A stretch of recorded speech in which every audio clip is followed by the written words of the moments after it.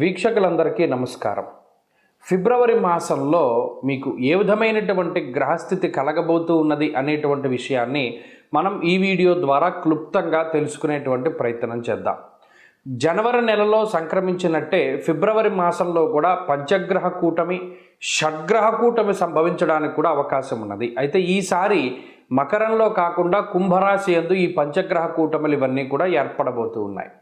అలాగే ఫిబ్రవరి మాసంలో ఉండేటువంటి గ్రహస్థితిని గనక మనం ఒక్కసారి గమనిస్తే మిథున రాశి యందు గురుడు సంచరిస్తూ ఉన్నారు. అలాగే సింహరాశి యందు కేతువు యొక్క సంక్రమణం జరుగుతూ ఉన్నది, కేతువు సంచరిస్తూ ఉన్నారు. అలాగే కుంభరాశి యందు రాహువు ఉన్నారు, మీనరాశి యందు శనైశ్వరుడు. ఈ 4 గ్రహాలు అలా స్థానంలో ఉన్నాయి. అయితే 13వ తారీఖు వరకు రవి యొక్క సంచారము మకర రాశి యందు ఉంటుంది. 13వ తారీఖు తదుపరి రవి యొక్క సంచారము కుంభరాశిలోకి వెళుతోంది. ఇది ఒక్క విషయాన్ని మనం పరిశీలన చేస్తే కుంభరాశిలో ఇప్పటికే రాహు యొక్క సంచారం ఉన్నది. ఈ 13వ తారీఖు దాటాక రవి కూడా కుంభరాశిలోకి ప్రవేశం చేయబోతూ ఉన్నారు. రవి రాహువులు కలిసి ఉండడం వల్ల అది పితృదోష కారకంగా మనం చెప్పుకోవచ్చును. జనరల్గా అయితే రవి రాహువు కలిసినప్పుడు సూర్యగ్రహణాదులు ఇవన్నీ ఏర్పడుతూ ఉంటాయి. అయితే ఈసారి మన భారతదేశంలో ఏ గ్రహణాలు కూడా ఇప్పుడు కనబడడం లేదు. కాబట్టి గ్రహణ సంబంధమైన విషయాలపై మనం భయపడవలసినటువంటి అవసరం లేదు. కానీ ఇక్కడ రవి రాహువులు కలిసి ఉంటే పితృదోషము వస్తుంది. ఈ 13వ తారీఖు తదుపరి ఫిబ్రవరి మాసంలో ఎవరైతే జన్మించబోతూ ఉన్నారో ఆ శిశువుల పైన ప్రభావం పడుతుంది.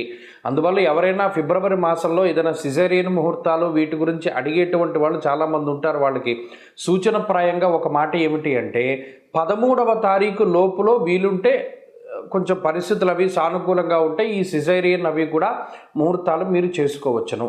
13 దాటిన తర్వాత రవి రాహువుల యొక్క కలయిక వల్ల పితృదోషం అనేటువంటిది ఏర్పడుతూ ఉన్నది. అలాగే ఈ పంచగ్రహ కూటములు, దేశారిష్ట యోగములు ఇవన్నీ ఏర్పడుతున్నాయి కాబట్టి అది కొంత జాతకం మీద ప్రభావాన్ని చూపెడుతుంది. కాబట్టి ఆ విషయాన్ని దృష్టిలో పెట్టుకోవాలి. మరీ కాంప్లికేట్ అయిపోతే మాత్రం అంటే ఈ లోపులోనే చేసేసుకోమని కాదు. ఏమన్నా అవకాశం ఉంటే మీకు అవకాశం ఉంటే 13 లోపులో ఈ సిజేరియన్లు ఇవన్నీ కూడా చేయించుకోవడం ద్వారా పితృదోషాదులు రాకుండా ఉంటాయి. ఇది ఒక ప్రధానమైన విషయం. ఇది మీ ఆరోగ్యాన్ని బట్టి ముందుకు వెళ్ళండి, దీంట్లో ఇబ్బంది ఏం లేదు. ఇంకొకటి ఏంటి అంటే శుక్రబుధులు కూడా కుంభరాశి అంతే సంచరించబోతూ ఉన్నారు. అంటే ఇక్కడ 4 గ్రహాలు, రాహుగ్రహము, రవిగ్రహము, శుక్రగ్రహము, బుధగ్రహము, వీటితోటి చంద్రుడు కలిసిన లేదా ఈ మాసం చివరిలోనే కుజుడు కూడా కుంభంలోకి వెళ్ళబోతూ ఉన్నారు. ఈ 5 గ్రహాలు వెరసి చంద్రుడితోటి కలిపి షడ్గ్రహ కూటమి కుంభరాశిలో ఏర్పడబోతూ ఉన్నది. కాబట్టి ఈ గ్రహస్థితి వల్ల ఈ మాసంలో అటు దేశకాలమాన పరిస్థితులు ఎక్కువగా ప్రభావితం చెందబోతూ ఉన్నాయి. దేశారిష్ట యోగం అనేటువంటిది పట్టబోతూ ఉన్నది. ఎందుకంటే అటు కుజరాహువుల యొక్క కలయిక, అలాగే రవి రాహువుల యొక్క కలయిక ఇవన్నీ కూడా దేశారిష్ట యోగాలుగా చెప్పబడ్డాయి. ఈ సందర్భాల్లో ఎక్కువగా అగ్ని ప్రమాదాన్ని సూచించేటువంటి విషయాలు, అలాగే వాయుతత్వ రాశి యందు ఈ గ్రహస్థితి ఏర్పడుతూ ఉన్నది. కాబట్టి అతి వేగంగా వీచేటువంటి గాలుల వల్ల కానీ లేదా గాలి ద్వారా స్ప్రెడ్ అయ్యేటువంటివి ఏమైనా ఉంటే గ్యాస్ ద్వారా వచ్చేటువంటి విపత్తులు లేదా అగ్ని సంబంధమైనటువంటి విపత్తులు, వాయు సంబంధమైనటువంటి విపత్తులు ఏర్పడడానికి అవకాశం ఉంటుంది. కాబట్టి ఈ మాసమందు చాలా జాగ్రత్తగా ఉండడం, ఇది దేశారిష్ట యోగం కాబట్టి చెప్పదగినటువంటి సూచన. ఇక ఈ గ్రహస్థితి ద్వారా మీ రాశి ఫలితం ఏ విధంగా ఉందో మనం ఇప్పుడు తెలుసుకుందాం. వృశ్చిక రాశి వారికి ఫిబ్రవరి మాసంలో మధ్యస్థమైనటువంటి ఫలితాన్ని మనం ఆశించవచ్చును. జనవరి మాసంలో ఉపజయ స్థానమైనటువంటి తృతీయ స్థానంలో పంచగ్రహ కూటమి ఏర్పడితే ఇప్పుడు చతుర్థ స్థానమందు పంచగ్రహ కూటమి ఏర్పడుతూ ఉన్నది. మరి మాసాంతంలో అయితే షడ్గ్రహ కూటమి లాంటిది కూడా ఏర్పడవచ్చును. ఎందుకంటే కుజుడు కూడా చతుర్థంలోకి వెళ్ళిపోతారు. అయితే ఈ మాసంలో ప్రత్యేకించి 13వ తారీఖు లోపు ఉండేటువంటి పరిస్థితులు చాలా అత్యద్భుతంగా ఉన్నాయి.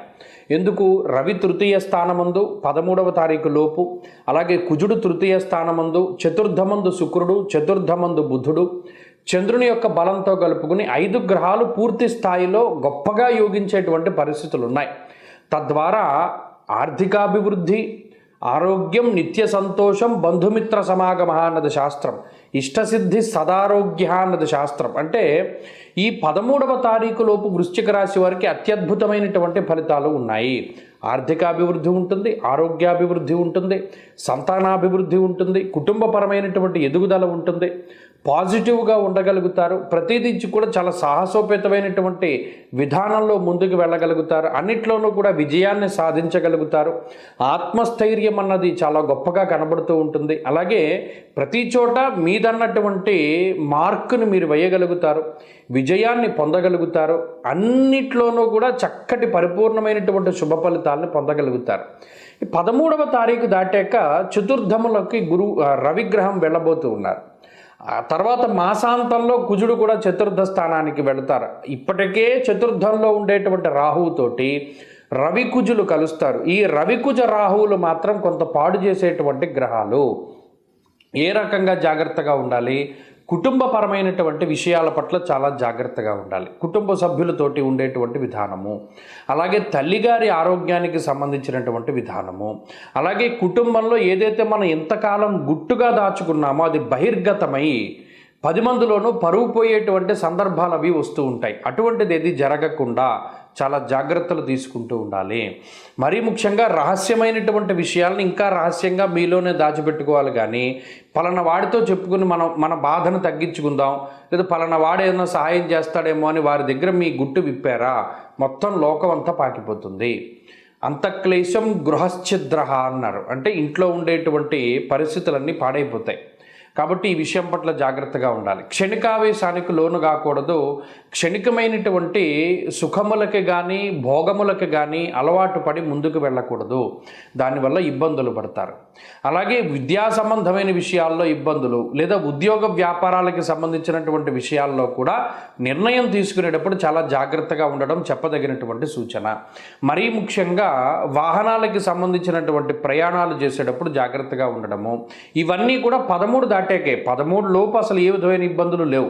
13 దాటాకే ఇవన్నీ వస్తాయి. కాబట్టి 13వ తారీఖు దాటాక ఏం చేయాలండి వీటి బాధ నుండి తగ్గించుకోవడానికి అంటే, ప్రతిరోజు ఆదిత్య హృదయం చదవడము లేదా వినడము, లేదా సూర్యారాధన చేయడము, సూర్యుడు అష్టోత్తరాల పారాయణ చేయడం, లేదా ప్రతిరోజు ఉదయాన్నే లేచి సూర్యనారాయణ స్వామి వారికి నమస్కారం చేయడం, సూర్య నమస్కారాలు చేయగలిగితే చేయడం, ఇత్యాదివి చేస్తూ ఉంటే ఈ గ్రహస్థితి నుండి ఆ బాధల నుండి బయటపడడానికి అవకాశం అధికంగా ఉంటుంది. వృశ్చిక రాశి వారికి ఫిబ్రవరి మాసంలో మధ్యస్థమైనటువంటి ఫలితాన్ని మనం ఆశించవచ్చును.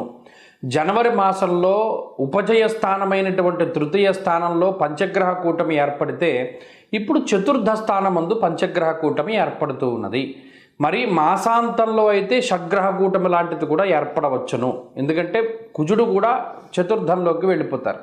అయితే ఈ మాసంలో ప్రత్యేకించి 13వ తారీఖు లోపు ఉండేటువంటి పరిస్థితులు చాలా అత్యద్భుతంగా ఉన్నాయి. ఎందుకు?